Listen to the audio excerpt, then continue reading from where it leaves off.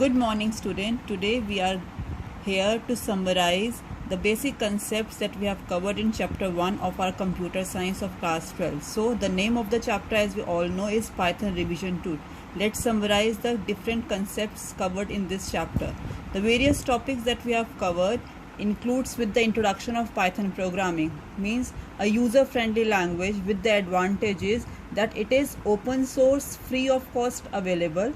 We can have different statements in English words. We can download it from the various sites.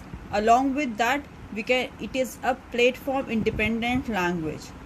Installation of Python means how we can install, that is, we can with the python.org website we can download this programming language very easily and work it on its various version, basically 3.7.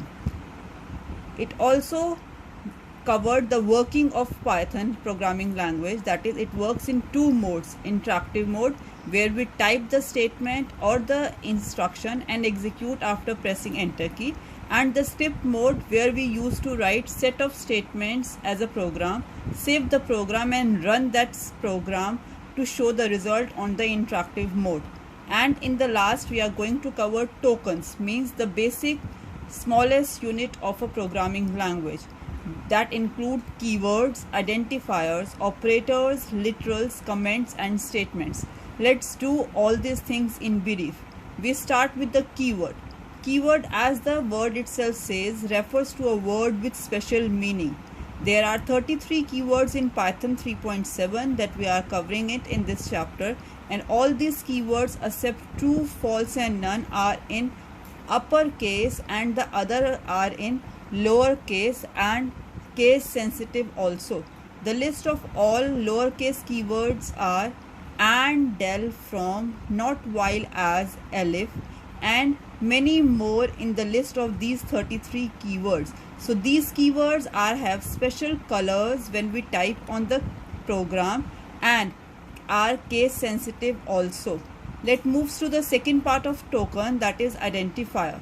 Identifier means a name of memory location used for storing a value. Like every person on this earth is having a name, including human beings, place, thing, etc. Same way, every memory location has a name, and that name is known as identifier, and we used to store a value in that identifier, and the value of the identifier itself specifies its data type. For example, A, marks, subject to, sales _12, etc. We are having some rules for the identifier, and it says that it never starts with a digit. As we all know, the name of a person or a living thing or non-living thing never starts with a digit, it always starts with a letter. Same way, identifier always starts with a letter. It does not have a space, because space means a second word or a second name, and it also not include any special symbol. Only underscore is a part of an identifier. It can have digit after a letter or in the end, means, for example, subject to is an identifier which is having 2 at the end. Sales _12 is having special symbol underscore as well as 12, and other identifiers, for example, A, marks and so on. Let's move to the third part of the token, operators. Operator means symbols, the special symbols used to perform on a statement or on an identifier. Python language supports different types of operators: arithmetic operators, that is mathematical operator, plus, minus, multiply, divide, modulus, float, division and so on. Coming to the second category, relational operators that create relation among two operands, left and right. It can be greater than, smaller than equals to, greater than equals to and so on. The third category is assignment operator, in which basically we mean it by equal to sign. For example, x equal to 2. We are having logical operators that give statements in the form of boolean, that is, either our answer is true or the answer is false, either it is 0 or it is 1, and it includes or, to the choice, and to be must, true or mandatory, and not means opposite. Bitwise operators that operates only on 0 and 1. Membership operators that includes in and not in. Identity operators, that is used to identify the value and the ID of the identifier. Coming to the next part, we are having comments. Comments are basically statements, you can say unexecutable statement, used for easy and better understanding of programming instructions. Means they are not executed on the program screen, on the interactive screen, but are meant to give a meaning to the programming instructions. Comments can be of two types. A single line comment can be start with a hash sign, whereas a multi-line comment can always starts with triple double inverted commas and can be end where the line is going to be end will again triple double inverted commas. Coming to data type. Now data type means what type of data or a value stores in an identifier. Data types are basically of two types, basic or primitive, which are inbuilt predefined data types. They are int, float, complex and boolean. Whereas a second type of data type is derived or non-primitive, which includes string, means a word, list means more than one words or more than one type of data in a list form, tuple means all the data are of same type but more than one, and dictionary means a value with its key. Coming to the different statements. Statements are basically included two types. Input statement for accepting a value from the user in the different way, and a print statement to show the message or the accepted value or the result on the output screen. So we were having basically two statements in a programming language, input and print. Coming to the flow of control. Flow of control is the basic important part of the program. It means how the control of the compiler moves in a program. It is of three types: sequence, selection and iterative. Coming to the sequence statement means a step-by-step flow of control. As we move upwards or downwards on a staircase one by one, same way a step-by-step flow of control in a program means sequence statement. जिस तरीके से एक एक सीढ़ी चढ़ी जाती है ऊपर जाने के लिए, उसी तरीके से एक एक लाइन को रीड करना, एग्जीक्यूट करना स्क्रीन पे is a sequence statement. Example, a is equals to 2 identifiers with two value. B, we have the identifier which multiplies a by 2, and to show the value of b as a result we are having a statement, the value is b. So this is a sequence statement in which the flow of control starts from A, then moves to B, and then finally to the result on print. Coming to the next type of statement in flow of control, we were having selection statement. As the name itself says, selection, यानी कुछ पसंद करना, कुछ decide करना, कुछ select करना. Now selection statements are of four types. If statement यानी अगर ऐसा हो तो. So we are having if statement. If else means अगर के साथ मगर भी, यानी ऐसा होगा तो हम ये करेंगे, नहीं तो कुछ और करेंगे. So it executes for true and false statements. If elif. Now if elif means when we are having more choices and we have to select one. For example, greater of 3 numbers. For example, we were having a grade out of many number of ranges. And in the last nested if else means एक if के अंदर दूसरा if या else के अंदर दूसरा if, जिसकी वजह से हमारा एंड में स्टेटमेंट एक एग्जीक्यूट हो after evaluating many conditions. So 4 types of selection statements are there in Python programming. Coming to the next type of flow of control statement is iterative or looping statement. As the name suggests, looping means circle, बार बार गोल घूमना. लेकिन गोल गोल घूमने के लिए we require a initial point means starting value, we require a ending point means condition, and we also require a changing executable statements के starting से ending तक कैसे पहुंचा जाएगा. Otherwise the loop or the circle will be infinite loop and the system hangs. So iterative statements include 3 types of statements. While loop यानी कि कब तक. In the while loop it is also known as entry control loop because इसकी while statements के साथ ही हम condition यानी ending point देते हैं. Second is for loop. For loop is a normal loop in which for statements itself shows the starting point means initial point, the ending point and the changing point also. So all the three parts are in one statement with for loop. And the nested loop means one inside the other. While के अंदर for के अंदर while, or it can be a combination of sequence, selection and looping statement all together to make a compound statement program. So three types of looping statements are the ending of flow of control statements. Coming to the next part of the statement, a special type of statement, jump statement, यानी एक statement से program के किसी और part में कूदना. So jumping statement includes three instructions और three statement break, यानी तोड़ना, प्रोग्राम को किसी भी पॉइंट पे तोड़ना और उसके आगे कुछ नहीं करना.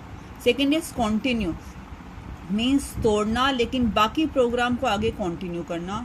एंड पास मीन्स कि उस स्टेटमेंट को छोड़ के आगे पास हो जाना. So these are three jumping statement that helps to execute a program unconditionally. Coming to derived data type, first we have covered primitive data type, int, float, boolean and complex. Now coming to derived data types means deriving a data type according to user's choice or according to program requirement. The very first one is string, list, tuple and dictionary. Let's come to the brief of string statements or the string data type. A string is a sequence of characters, means a string is basically a word. एक से ज़्यादा letters जब combine होके एक शब्द बनाते हैं उसे स्ट्रिंग कहा जाता है सिंपल भाषा में. So string can be a word, it can be a subject, it can be anything which enclosed within double inverted commas और single inverted commas, and both are same in Python. For example, name is equals to Abhishek is the name of a person. Subject is equals to mathematics is the name of a subject. So it is a string. A word stores in the identifier name and subject. Coming to features of string, string is immutable, means it cannot be changed. A string identifiers has a fixed constant value. No addition of new element, we cannot add any letter, we cannot delete any letter, and we cannot update, we cannot edit the value of a string. For doing any of these things, we require a new identifier to be assigned with a new value.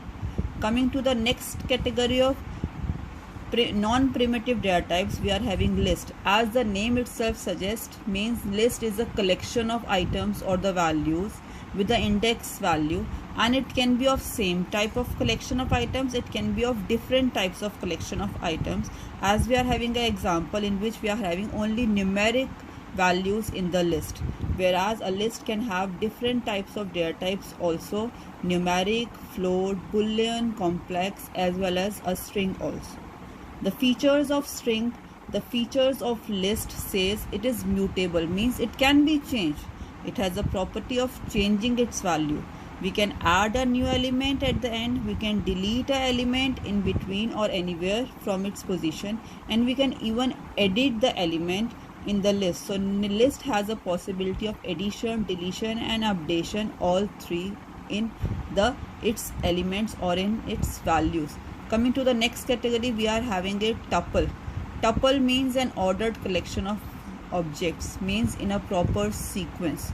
So tuple can contain elements of any type. It can have more than one type of elements also, but in a ordered way. For example, a tuple name 67, 82, 98, 92, 78, 87, 82, and the identification of tuple is the round bracket. All the derived data types as well as non-primitive data types are having an identification. Strings are always enclosed in inverted commas, list in square bracket, tuple in round bracket. The tuple is also having some properties or the features. Tuple is immutable, means it is same like string. It cannot have a changeable property, and tuples always enclosed in round brackets. Coming to the next part of derived data type, dictionary. Dictionary itself means an index of words. जिस तरीके से we are having a directory, we are having a dictionary of English words for the meaning. Same way, dictionary of words in a Python with a value as a referring key is a dictionary. A dictionary can have an example of telephone directory or an addressing register as well as an English dictionary. Python dictionary is an unordered collection of items. As we have seen, tuple is a collection of items. Dictionary is an unordered collection of different items. And the dictionary is comprising of two things: key with colon of value and enclosed in curly brackets parenthesis. So derived data types are always having identifiers of identifying it with its brackets. Example of a dictionary can be a key of a name and a value with some digits. So Elena Jose is a key having a value 450, Paras Gupta is a key with 467, and Joffin Joseph is a key with 480. And its properties says that dictionaries keys are immutable. Keys cannot be changed, whereas the values can be changed. Values are mutable. Keys are of fixed types as well as case sensitive, whereas the values of a dictionary can be of any type and can be changed at any part of time in the program also. And the last part of the chapter includes sorting. A very important part means how to arrange the things. The different derived data types says unordered collection, ordered collection of different items of same items, and but if we are having all these things together, then the sorting is very must in a programming language. So sorting means arranging values in an ordered way, either ascending or descending, and sorting can be done in two ways. First is bubble sort, means two values can be arranged for a sorting, then moves to next two values, then next two values, and the looping statement repeat the sorting process again to the second pass, starting from first value, sort with the second value, third value with the fourth value, and so on till all the numbers of the array or the list or the tuple cannot be sorted properly. And the second way of sorting is insertion sorting, means when we are inserting a new item, means it is only possible on mutable items, means either on list or on values of a dictionary, as well as on the basic data types, that is int and float, because it happens when we are inserting a new value in the list or in the basic derived types in the array, then only the sorting is possible. In this way we are covering the whole chapter in a summary or in a glossary form that include various topics, different types of those topics, and many more things in a programming language through its theory form. That's all for this chapter. Understand the programming part through its program and through various different contents given it previously, and recapitulate the concept using this video.